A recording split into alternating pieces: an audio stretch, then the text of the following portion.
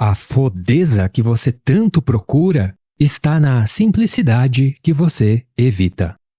O fato é o seguinte: você não tem do que reclamar se você não estiver fazendo esse mínimo de comportamentos necessários ao bem-estar do teu corpo e da tua mente. Existe um rol básico de comportamentos que, na ausência de apenas um deles, é o suficiente para bagunçar com todo o resto e fazer você não pensar com clareza. Aí, quem sabe, você conclui que a vida é ruim, ou que você está passando por um período muito difícil, ou que o seu estado psicológico é um mistério, quando na verdade, quem sabe, seja apenas resultado de processos fisiológicos que, no fim das contas, estão sim sob o seu controle. Veja, o que acontece dentro do seu corpo é resultado, em grande parte, do que acontece fora, em termos dos comportamentos que você tem, das atividades que você faz, dos estímulos que você recebe do ambiente. E na medida em que você vai fornecendo estímulos ao seu corpo, ele te dá como feedback sentimentos. Esses sentimentos funcionam como uma bússola existencial para nós, seres biológicos. E esse, até onde podemos falar com alguma certeza, é o único sentido inegável da vida. Nós sentimos, inegavelmente, que devemos cuidar dos nossos corpos enquanto eles morrem. É trágico, mas também é de uma beleza espiritual. O que é de mais espiritual do que viver tentando cuidar de um corpo que sabemos que vai morrer, num tipo de existência que não temos respostas para as principais perguntas que somos capazes de formular? Você consegue imaginar algum tipo de desafio espiritual maior do que esse que estamos vivendo? O ponto aqui é o seguinte: não se deve sofrer mais do que o necessário. Uma vez que você constata as dificuldades inerentes à própria vida, então que se sofra apenas delas. E que se sofra apenas delas porque são necessárias. A vida é um movimento contraentrópico. A vida é um tipo de organização muito específica, imersa no oceano do caos. Então nota que o desafio dos sistemas biológicos não é pouca coisa. A vida, para estar viva, exige superação. O que eu quero falar aqui com você hoje é que existem algumas descobertas da neurociência e da psicologia comportamental que, se você coloca em prática, você permite que o seu corpo trabalhe mais próximo do seu máximo potencial. Mas que também, por outro lado, na ausência de apenas um desses comportamentos, é o suficiente para bagunçar com todo o resto. Então eu tenho uma notícia boa e uma ruim para você. A boa é, nós já sabemos qual é esse básico indispensável. Mas uma vez que é um básico indispensável, qualquer característica dessas que faltar, você vai pagar um preço. E ponto final. A sua vida vai ser ruim. Ou pelo menos não vai ser tão boa quanto poderia.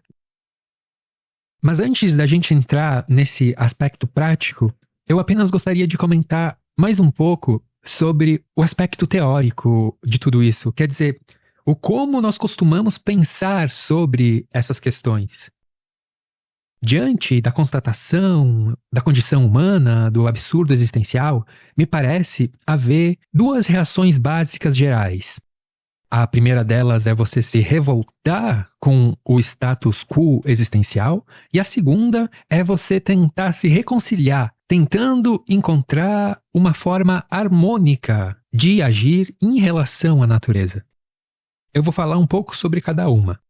Começando pela primeira, se você se revolta contra a existência, não me parece uma atitude inteligente, porque, veja só, você já se revoltou porque as condições eram ruins, mas ao se revoltar, é muito provável que você torne as condições piores ainda, fazendo pagar por isso alguém que não é o culpado. Afinal, não é você o responsável pelas condições existenciais.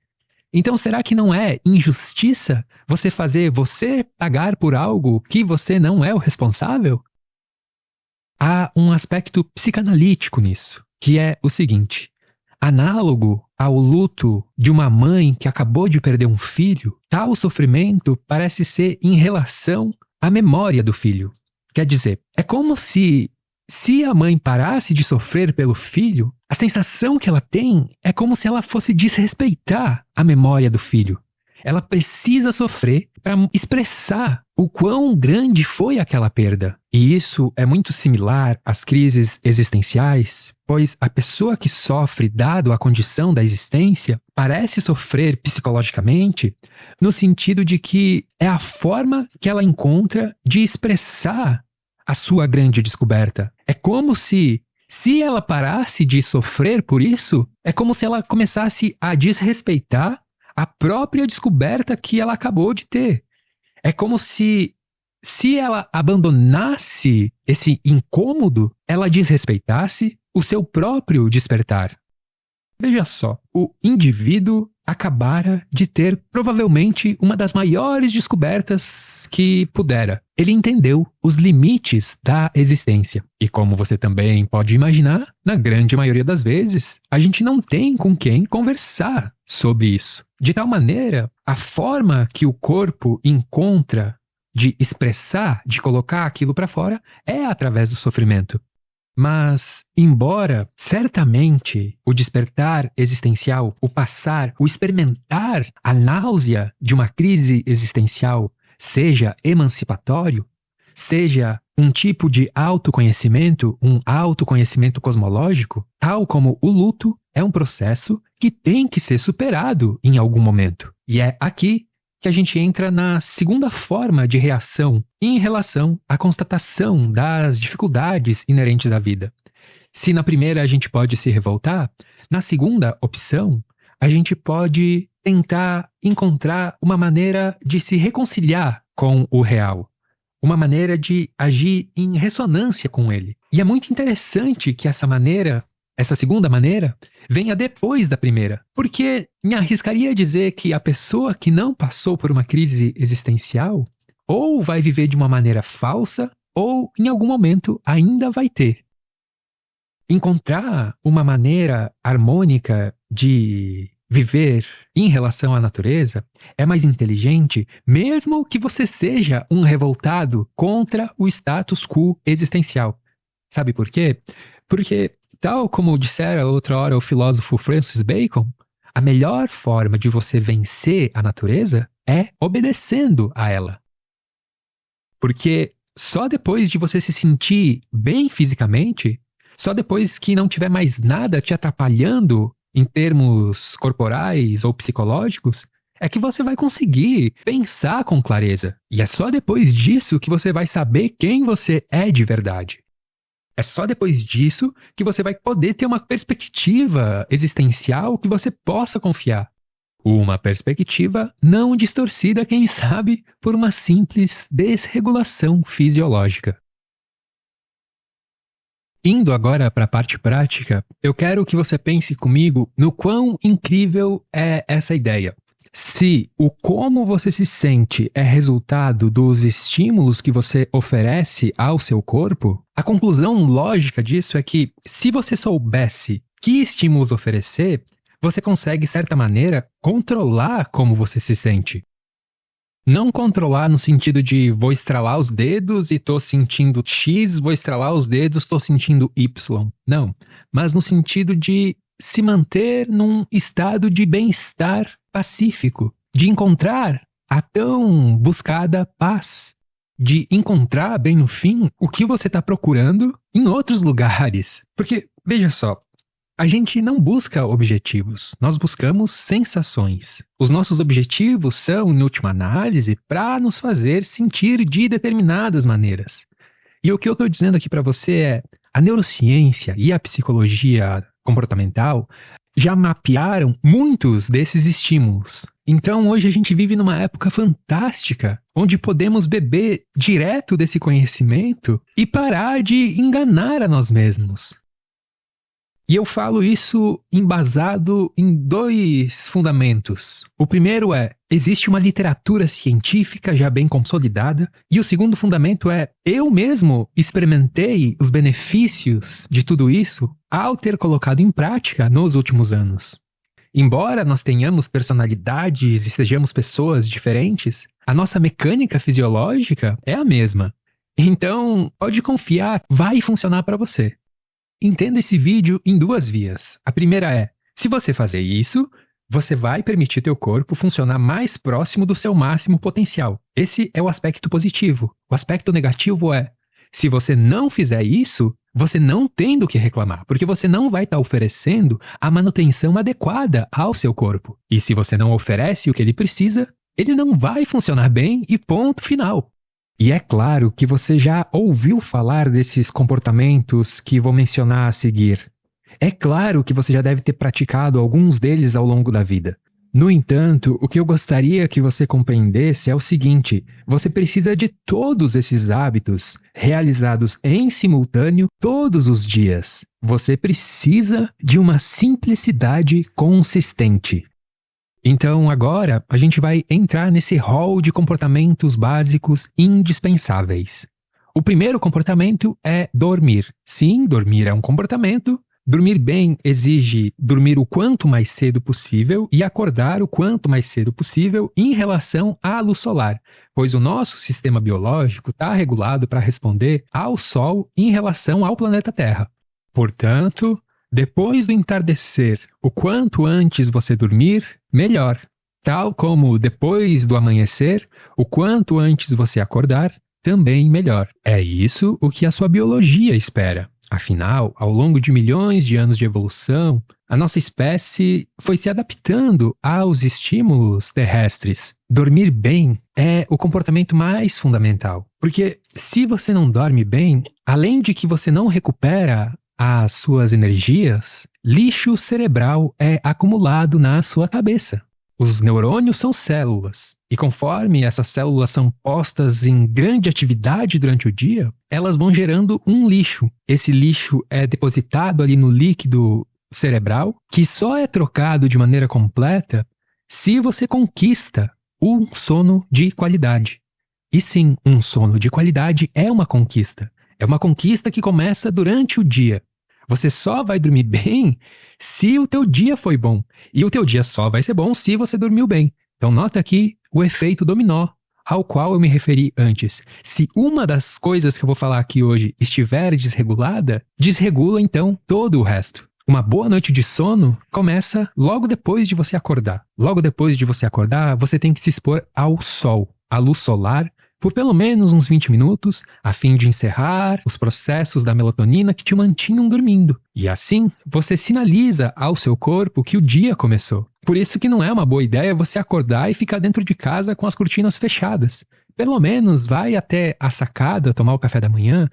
Ou, se não tiver sacada, caso você more num apartamento e não possa sair para fora, deixa o mais iluminado possível, pois é essa luz natural que vai sinalizar ao seu cérebro que você acordou. Outro comportamento são os exercícios físicos. É indispensável, você tem que fazer exercício físico e ponto final. Tem que ter na sua rotina. O nosso sistema corporal, a nossa mecânica foi feita para o movimento. Não movimentar-se é deprimente, pois o contrário de expressar é justamente deprimir. Você tem que colocar para fora a sua energia corporal, senão ela deprime. A falta de exercício físico não apenas te deixa triste, mas também ansioso. Você já deve ter notado que por vezes você fica ansioso sem motivo nenhum. E por que isso acontece? Bom, segundo os psicólogos evolucionistas, existe uma vantagem evolutiva nisso. Uma vez que nossa espécie evoluiu em um ambiente extremamente selvagem, foi muito interessante que o nosso corpo tivesse alguns gatilhos aleatórios e involuntários disparando a ansiedade a fim da gente se ligar do entorno, dar uma olhada para ver se está tudo seguro. Porém, hoje a gente vive em ambientes extremamente seguros comparados à antiga selva africana, mas continuamos sentindo os mesmos gatilhos. E por que eu estou falando disso?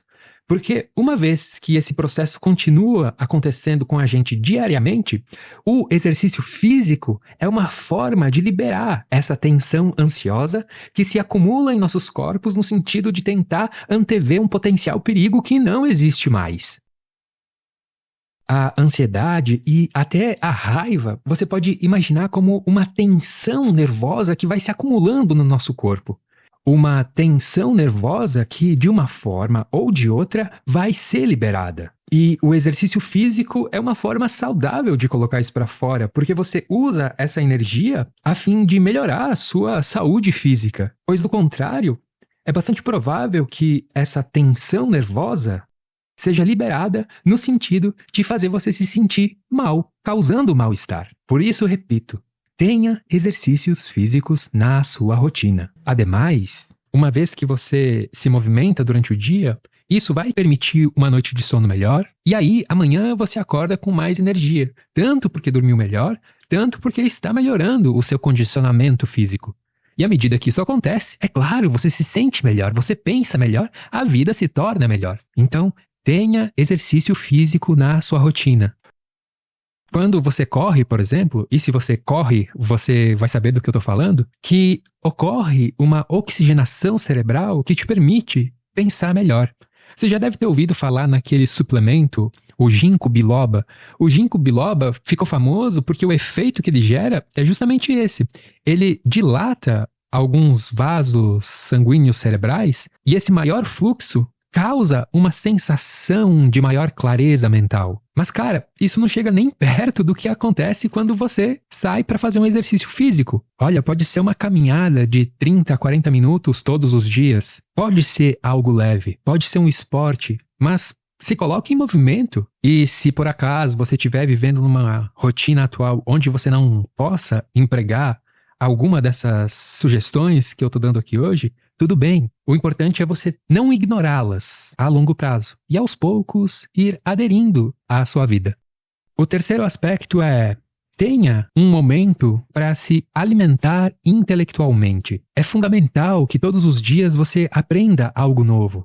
Isso pode ser tanto lendo um livro, assistindo um documentário, vindo aqui no YouTube. O importante é, você tem que ter um momento de estimulação intelectual. Um momento onde você desafie você a conhecer mais sobre o mundo, sobre você mesmo. Um momento onde você faça o seu conhecimento dar um passo a mais.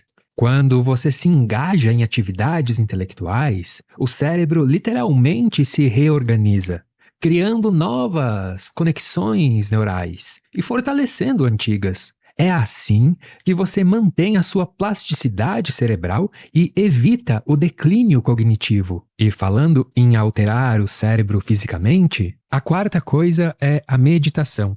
Reserva um tempo no teu dia para criar espaço mental. Olha, 10 minutinhos por dia são mágicos. É como, na prática, se você ganhasse mais espaço mental mesmo para raciocinar, para pensar, para tomar suas decisões. Os pensamentos deixam de ser um fluxo muito estreito e passam a ser mais algo como uma lagoa tranquila. Você já deve ter ouvido falar que a meditação aumenta fisicamente algumas regiões do cérebro relacionadas à felicidade. E poxa, certamente você tem 10 minutinhos por dia para sentar e aprender alguma técnica meditativa. A quinta coisa é a alimentação. Nutrir-se não é apenas não comer coisas erradas. Alimentar-se bem não é apenas deixar de comer porcarias e guloseimas, mas saber as quantidades certas de cada nutriente que seu corpo precisa.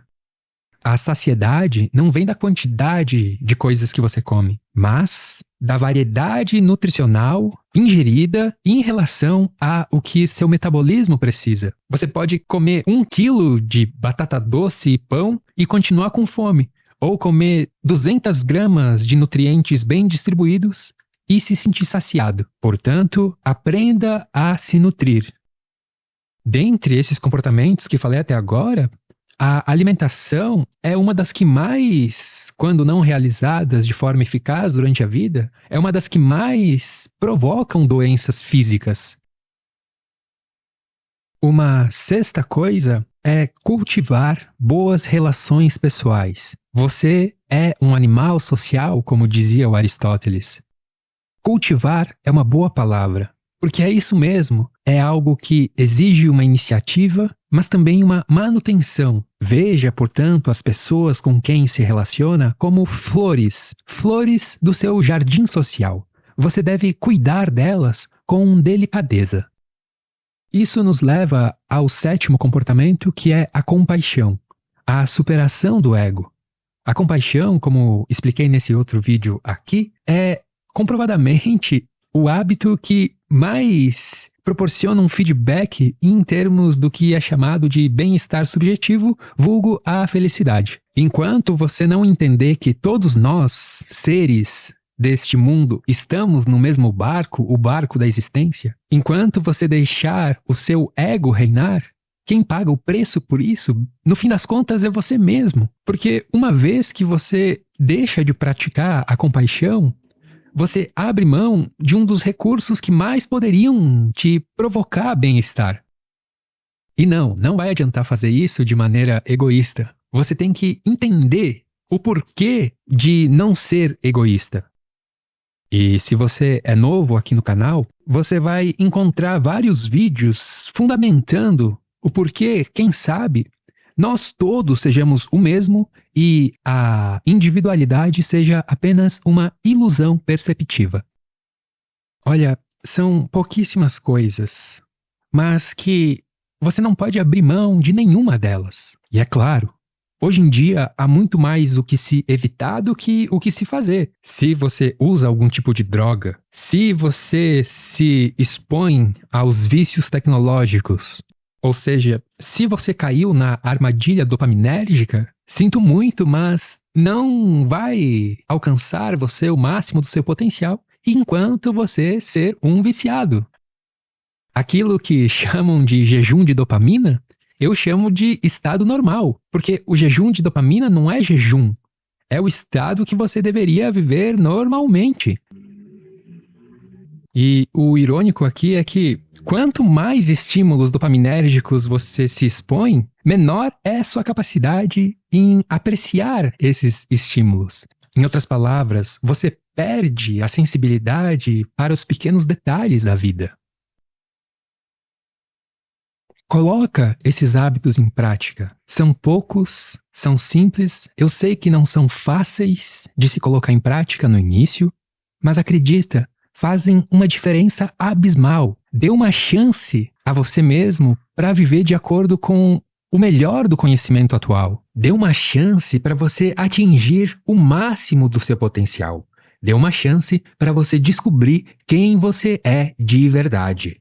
Pois, como eu disse antes, você só vai saber quem você é de verdade quando não tiver mais nada te incomodando fisicamente, nem mais nada te incomodando psicologicamente. Em cerca de 14 dias, você vai começar a sentir esses benefícios, essas sensações de bem-estar e de potência que acontecem quando você começa a fornecer ao seu corpo o que ele precisa. Experimenta aí! 2 semanas, o que você tem a perder? A gente vive em uma época onde a tal felicidade parece um evento que tem que ter coisas extraordinárias e fantásticas, mas isso é um engano. Acredite em mim, o que você está buscando está nessa simplicidade que você vem evitando. Todos esses hábitos e comportamentos se tornaram clichês na mídia não por nada. É porque eles funcionam. E o que eu quis te explicar nesse vídeo é que eles funcionam. Mas você tem que colocar todos eles em prática. Você tem que ter todos eles na sua rotina, todos os dias, e ao longo do tempo você vai começar a sentir os resultados. Portanto, repito, dê uma chance para você descobrir o que tem de melhor em você. No próximo episódio, a gente vai mergulhar ainda mais nesse assunto, de forma mais profunda e detalhada. Você já deve ter ouvido falar no ciclo circadiano. Ciclo circadiano é o fato de que o nosso corpo vai respondendo a determinados tipos de estímulo a depender do horário do dia. E o interessante nisso é que a neurociência já mapeou quais seriam os melhores estímulos a serem oferecidos aos nossos corpos e mentes a depender do horário do dia.